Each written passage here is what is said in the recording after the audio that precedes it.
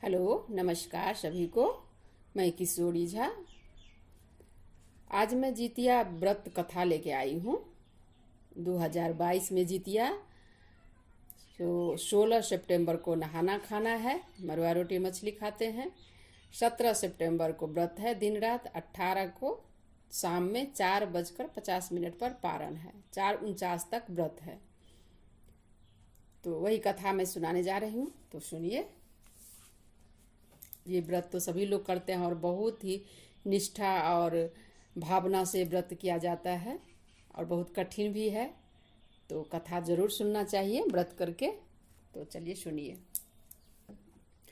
एक बार नैमिषारण्य के निवासी ऋषियों ने संसार के कल्याणार्थ सूत जी से पूछा, हे सूत, कराल कली काल में लोगों के बालक किस तरह दीर्घायु होंगे, सो कहिए।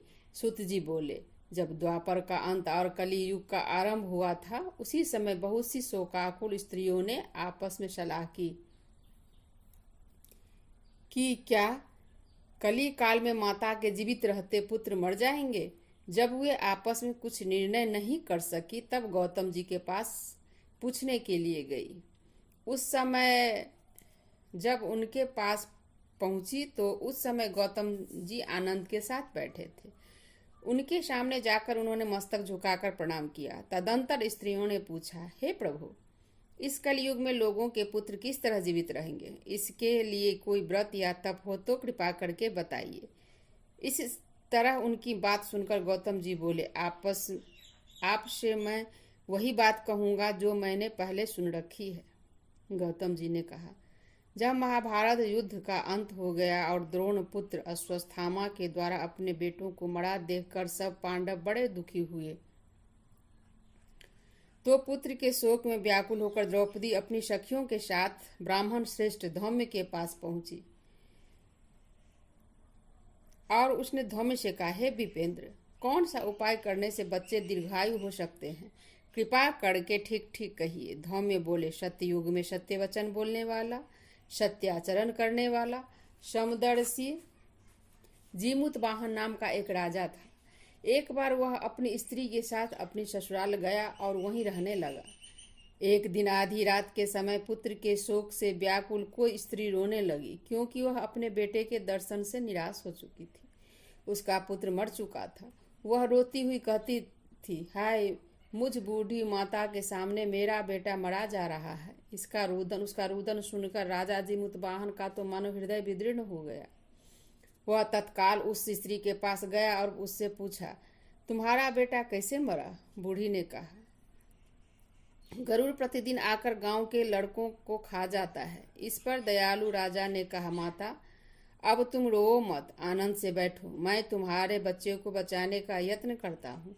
ऐसा कहकर राजा उस स्थान पर गया जहाँ गरुड़ आकर प्रतिदिन मांस खाया करता था। उसी समय गरुड़ भी उस पर टूट पड़ा और राजा के शरीर का मांस खाने लगा। जब अतिशय तेजस्वी गरुड़ ने राजा का बायां अंग खा लिया तो झटपट राजा ने अपना दाहिना अंग फेरकर गरुड़ के सामने कर दिया। यह देखकर गरुड़ जी ने कहा, देव योनियों में तुम कौन हो? तुम मनुष्य तो नहीं जान पड़ते। अच्छा, अपना जन्म और कुल बताओ। पीड़ा से व्याकुल मन वाले राजा ने कहा, हे पक्षीराज, इस तरह के प्रश्न करना व्यर्थ है। तुम अपनी इच्छा भर मेरा मांस खाओ। यह सुनकर गरुड़ रुक गए और बड़े आदर से राजा के जन्म और कुल की बात पूछने लगे। राजा ने कहा, मेरी माता का नाम है शैव्या और मेरे पिता का नाम शालिवाहन है। सूर्य वंश में मेरा जन्म हुआ है और जीमूतवाहन मेरा नाम है। राजा की दयालुता देखकर गरुड़ ने कहा, हे महाभाग, तुम्हारे मन में जो अभिलाषा वह वर मांगो। राजा ने कहा, हे पक्षीराज, यदि आप मुझे वर दे रहे हैं तो वर दीजिए कि आपने अब तक जिन प्राणियों को खाया है वे सब जीवित हो जाए। हे स्वामी, अब से आप उन बालकों को न खाएं और न ऐसा उपाय करें कि यहाँ उत्पन्न वे लोग बहुत दिनों तक जीवित रहे। धौम्य ने कहा कि पक्षीराज गरुड़ राजा को वरदान देकर स्वयं अमृत के लिए नागलोक चले। वहां से अमृत लाकर उन्होंने उन मरे मनुष्यों की हड्डियों पर बरसाया। ऐसा करने से सब लोग जीवित हो गए जिनको कि पहले गरुड़ ने खाया था। राजा के त्याग और गरुड़ की कृपा से वहां बालों का बहुत कष्ट दूर हो गया।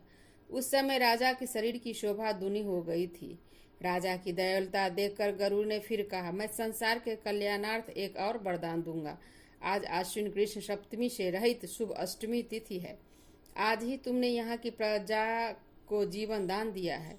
हे वत्स, अब से यह दिन ब्रह्म भाव हो गया है। जो मूर्ति भेद से विविध नामों से विख्यात है, वही त्रैलोक में पूजित दुर्गा अमृत प्राप्त करने के अर्थ से जीवित पुत्रिका कहलाई है।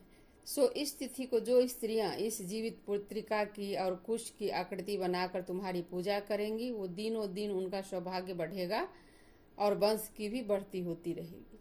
हे महाभाग, इस विषय में विचार करने की तो आवश्यकता ही नहीं है। हे राजन, सप्तमी से रहित और उदया तिथि की अष्टमी को व्रत करें, यानी सप्तमी विध अष्टमी जिस दिन हो उस दिन व्रत न कर शुद्ध अष्टमी को व्रत करें और नवमी के पारण करें, यानी इस पर ध्यान न दिया गया तो फल नष्ट हो ही जाएगा और सौभाग्य अवश्य नष्ट हो जाएगा।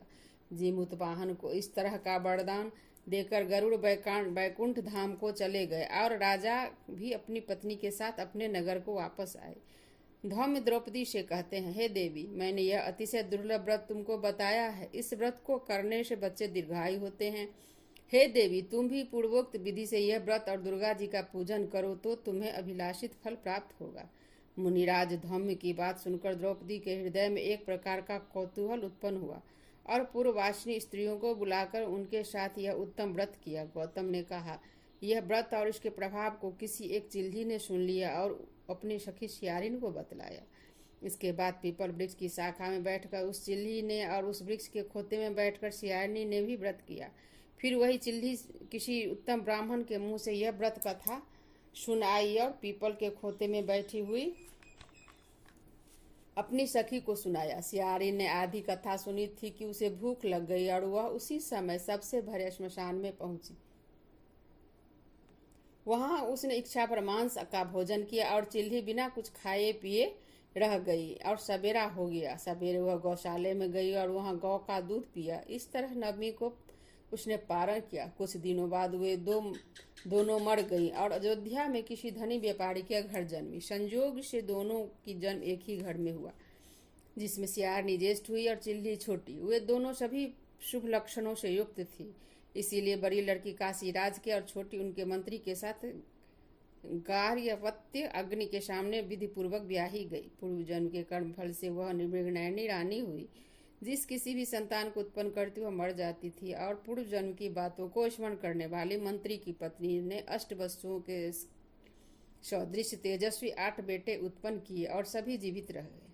अपनी बहन के पुत्रों को जीवित देखकर ईर्ष्यावश राजपत्नी ने अपने स्वामी से कहा कि यदि तुम मुझे जीवित रखना चाहते हो तो इस मंत्री के भी पुत्रों को उसी जगह भेज दो जहां मेरे बेटे गए हैं, अर्थात इन्हें मार डालो। यह सुनकर राजा ने उस मंत्री के पुत्रों को मारने के लिए कई प्रकार के उद्योग किए, पर मंत्री पत्नी ने जीवित पुत्रिका के पुण्य बल से बचा लिया। एक दिन राजा ने अपने आदमियों से उन पुत्रों का सिर कटवाकर पिटारी में रखवाया और फिर पिटारी उनकी माता मंत्री की पत्नी के पास भेज दिया, किंतु वे 8 बेशकीमती जवाहरात हो गए और भले चंगे हुए 8 लड़के अपनी माता के पास वापस चले गए। उनको जीवित देखकर राजपत्नी को बड़ा विस्मय हुआ। अंत में वह मंत्री की पत्नी के पास गई और पूछा, बहन, तुमने कौन सा ऐसा पुण्य किया है जिसके बार बार जाने पर भी तुम्हारे बेटे नहीं मरते? इस पर मंत्री की पत्नी ने कहा, पूर्व जन्म में चिल्ली थी और तुम सियारनी, दोनों ने व्रत किया था। तुमने व्रत के नियमों का भली भांति पालन नहीं किया था और मैंने किया था। इसी दोष से हे बहन, तुम्हारे बेटे नहीं जीते। ओ राजरानी, अब भी तुम उस जीवित पुत्रिका व्रत को करो और तुम्हारे बेटे दीर्घायु होंगे। मैं तुमसे सच सच कह रही हूँ। उसके कथा अनुसार रानी ने व्रत किया, तभी से उनके कई बेटे सुंदर और दीर्घायु होकर बड़े बड़े राजा हुए। सूत जी कहते हैं कि सब प्रकार का आनंद देने वाला यह दिव्य व्रत बतलाया। स्त्रियां चिरंजीवी संतान चाहती हो तो विधि पूर्वक यह व्रत करें। व्रत समाप्त हुआ। तो जय जीतवाहन।